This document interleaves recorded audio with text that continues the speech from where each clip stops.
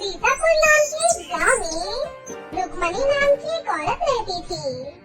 रुक्मणी का पति राजेंद्र शहर में काम करता था। रुक्मणी की एक 15 साल की मीरा नाम की एक सौतेली बेटी थी, जो रुक्मणी को बिल्कुल भी पसंद नहीं थी। एक दिन सुबह सुबह मीरा अपने नाखून पर नेल पॉलिश लगा रही थी, तभी बाहर से चिल्लाते हुए रुक्मणी घर के अंदर आती है। ओहो, तो अम्मा यहाँ बैठी है, नाखून सजा रही है, कुछ और काम तो है नहीं। तेरे बाप ने 10-12 नौकर लगा रखे हैं क्या? नहीं नहीं माँ, मुझे आज अपनी दोस्त के पास जाना था, मैं तो इसीलिए नेल पॉलिश लगा रही थी। हाँ, तेरी दोस्त की तो शादी है ना, जैसे जो उसके पास जाने के लिए सारा काम छोड़कर तैयार हुआ जा रहा है। माँ, मुझे अभी स्कूल जाना है।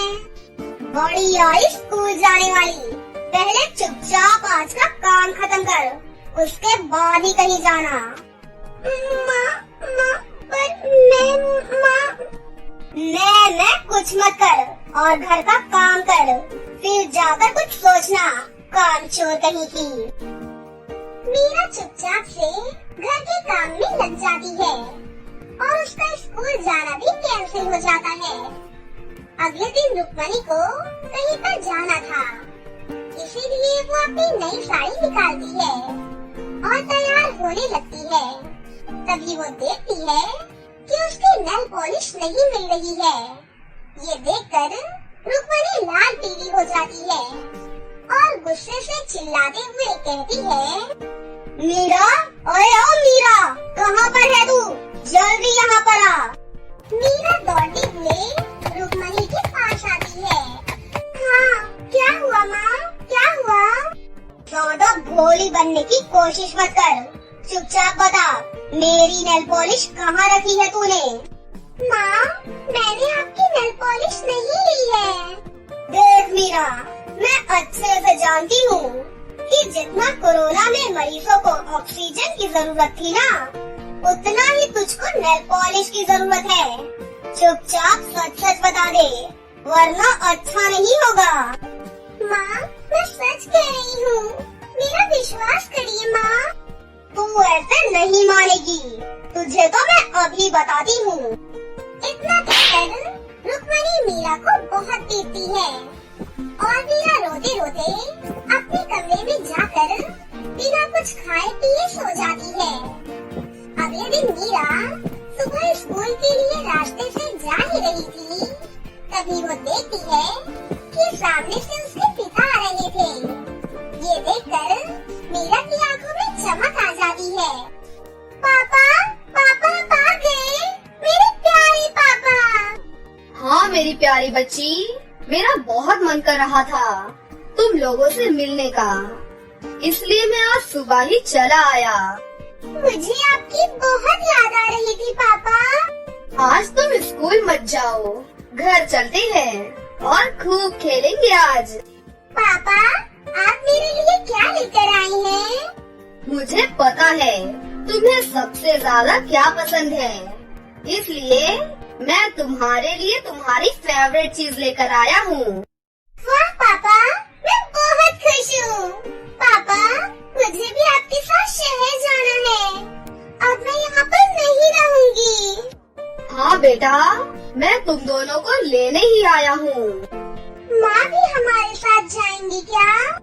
क्यों, क्या हुआ, कोई परेशानी है क्या? नहीं नहीं पापा, सब कुछ ठीक है। दोनों बातें करते हुए घर वापस पहुँच जाते हैं। घर आने के बाद उन्हें पता चलता है कि रुक्मणी कहीं गई हुई है। जब तक वह वापस आती है, तब तक आप मेरा गिफ्ट मुझे दे दीजिए ना पापा। अच्छा ठीक है बेटा।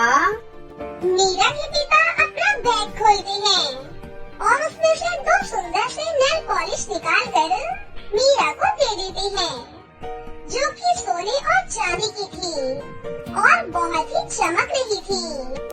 ओह वाह, मजा आ गया पापा, आप तो मेरी पसंद की नेल पॉलिश लाए हैं।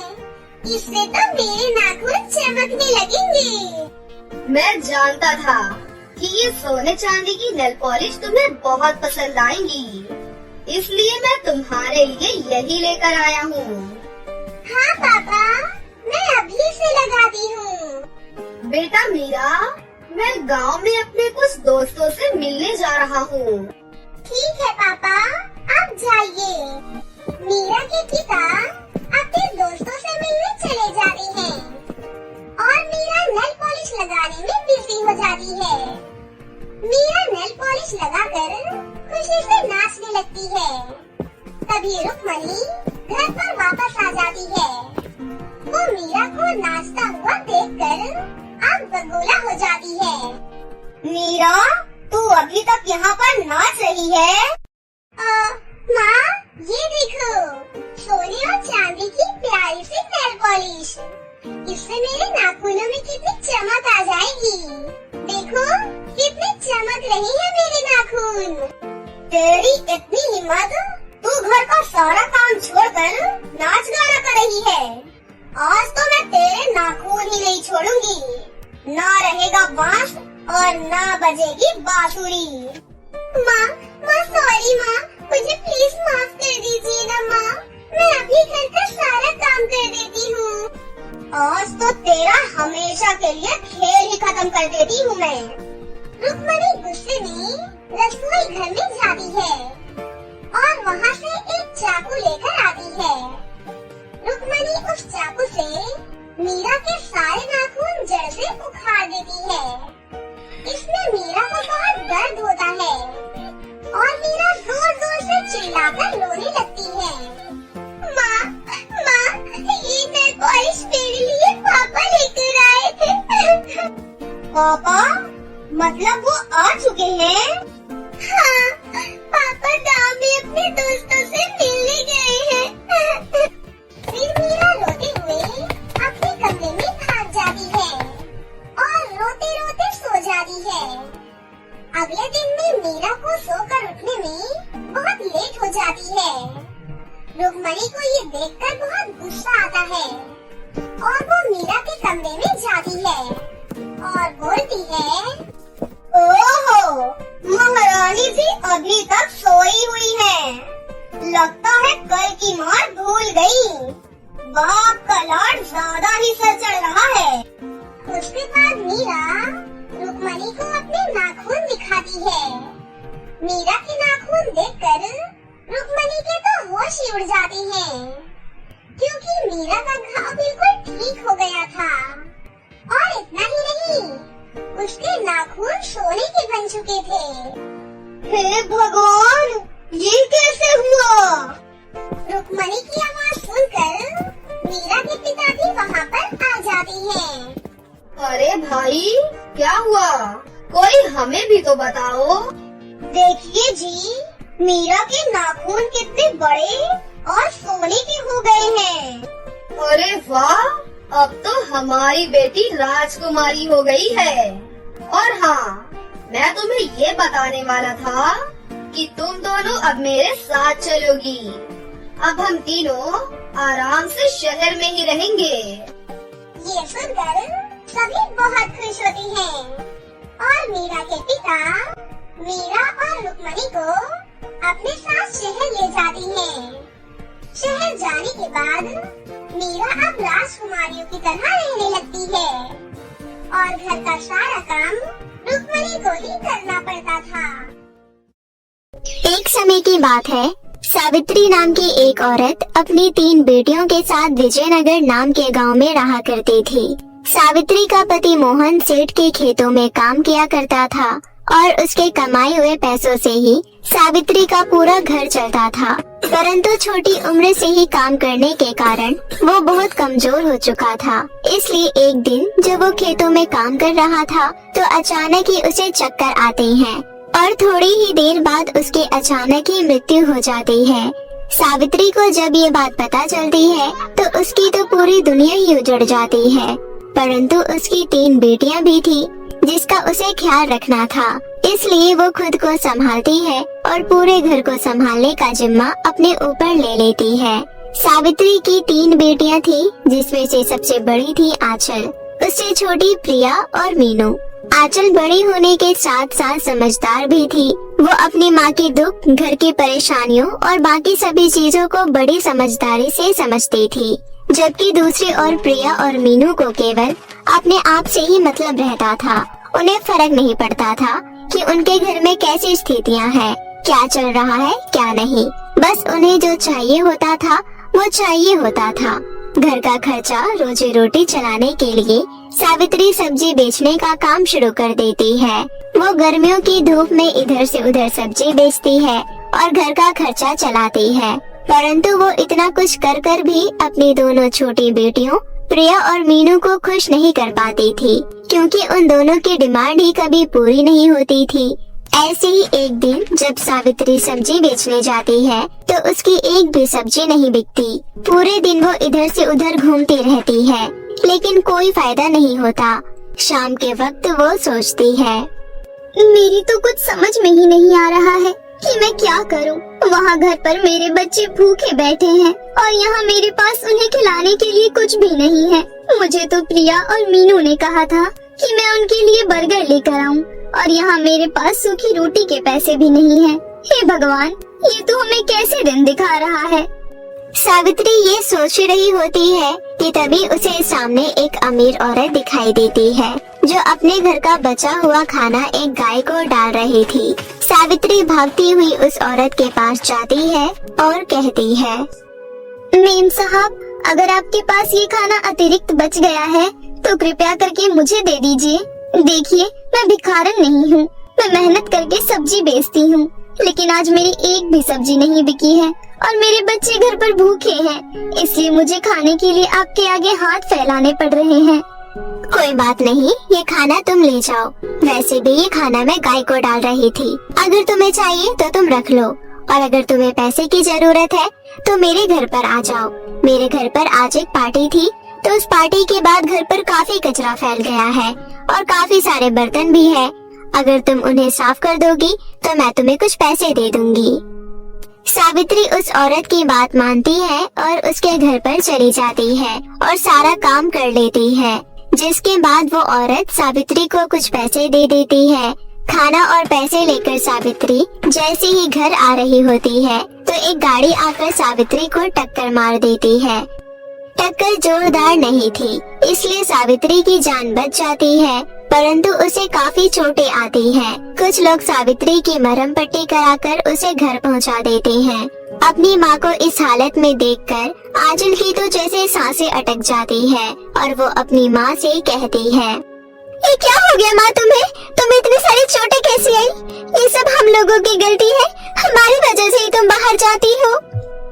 ऐसा नहीं है मेरी बच्ची, ये तो भगवान की मर्जी है, जो होना होता है वो होकर ही रहता है।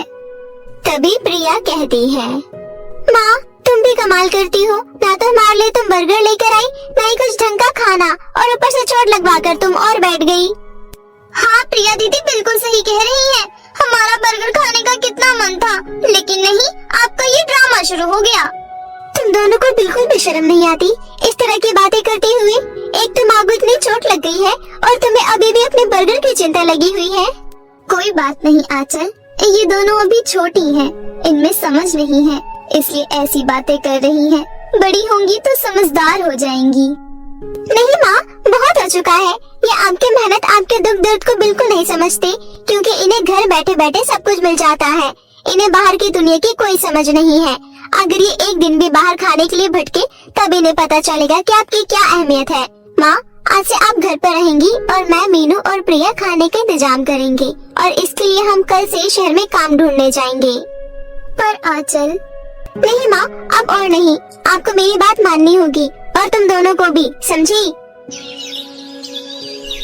अगले दिन आंचल प्रिया और मीनू को लेकर जंगल के रास्ते से शहर की तरफ निकल पड़ती है। प्रिया और मीनू को आंचल पहले से ही पसंद नहीं थी, लेकिन जो कल हुआ उसके बाद से तो मीनू और प्रिया आंचल से नफरत करने लगी थी। जंगल के रास्ते में वो लोग आपस में बात कर रहे थे। मुझे तो समझ नहीं आता कि ये आंचल के बच्चे अपने आप को समझते क्या है। अगर हमसे बड़ी है तो क्या हम पर रोक जमाएगी, हमसे काम करवाएगी? हाँ प्रिया दीदी, आप बिल्कुल सही कह रही हो। अब हम क्या इस उम्र में काम करेंगे? ये सब काम तो माँ को ही करने चाहिए, लेकिन ये आंचल की बच्ची हमें भी काम करवाने के लिए शहर ले जा रही है। मुझे नहीं जाना कहीं भी काम करने के लिए। तो चिंता मत कर, हम कहीं नहीं जाएंगे काम करने के लिए। बल्कि मैं तो कहती हूँ अभी जंगल के रास्ते में कई खतरनाक जानलेवा जानवर होंगे। हम इस आंचल के बच्चे को उन्हीं जानवरों के सामने फेंक देंगे, फिर ये जाने और वो जानवर जाने। इसके बाद हम वहाँ से भागकर घर वापस चले जाएंगे। बाकी माँ तो हमें है ही खिलाने वाली। क्या बात है दीदी, आपका आइडिया तो फर्स्ट क्लास है। ऐसी ही बातें करते हुए वो दोनों आंचल के साथ जा रही थी। तभी रास्ते में उन्हें एक बूढ़ा लकड़हारा दिखाई देता है, जो कि बहुत ही कमजोर था। वो उन तीनों लड़कियों को देखकर कहता है, बच्चियों, क्या आपके पास कुछ खाने के लिए है? मैं बहुत भूखा हूँ, मैंने बहुत दिनों से कुछ नहीं खाया, मेरी मदद कीजिए। उस बूढ़े लकड़हारे की बात सुनकर प्रिया कहती है, अरे अगर हमारे पास खाने के लिए होता तो हम काम करने के लिए क्यों जाते? बड़ा या खाना मांगने वाला, खुद कमा कर नहीं खा सकता है क्या? प्रिया, अगर हमारे पास खाने के लिए नहीं है तो तुम इन्हें प्यार से भी मना कर सकती हो। इस तरह से भड़कने की क्या जरूरत है? बाबा, हमारे पास आपको देने के लिए कुछ भी नहीं है, कृपया करके हमें माफ कर दीजिए। हम अभी शहर जा रहे हैं, अगर हमें कुछ खाने के लिए मिलता है तो आते वक्त हम आपको देते हुए जाएंगे। ऐसा कहकर आंचल आगे बढ़ जाती है। कुछ दूर आगे बढ़ने पर मीनू और प्रिया को झाड़ियों के पीछे कुछ बाघ आपस में लड़ते हुए दिखाई देते हैं।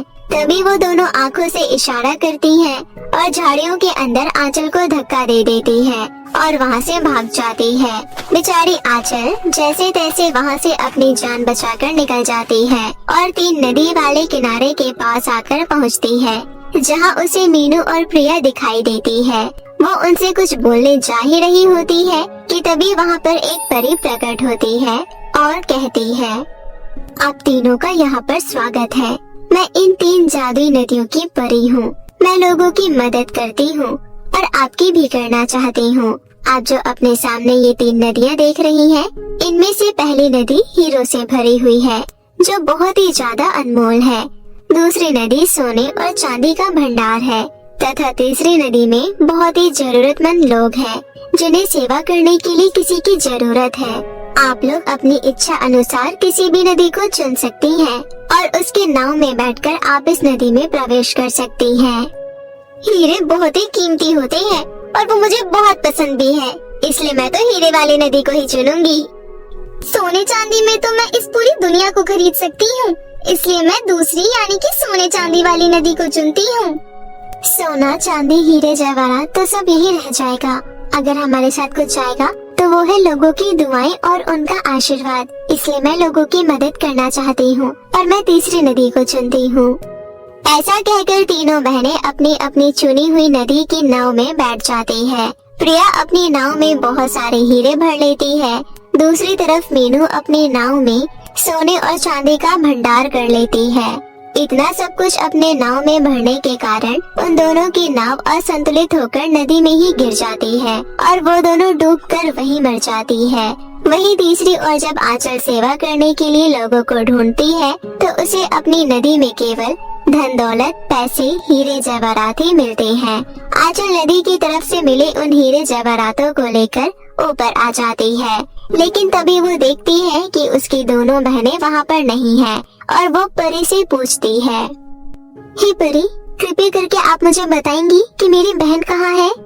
परी सारी कहानी आंचल को बताती है, जिसे सुनकर आंचल की आंखों में आंसू आ जाते हैं और वो कहती है, हे परी, कृपया करके मेरी बहनों को मुझे वापस कर दीजिए।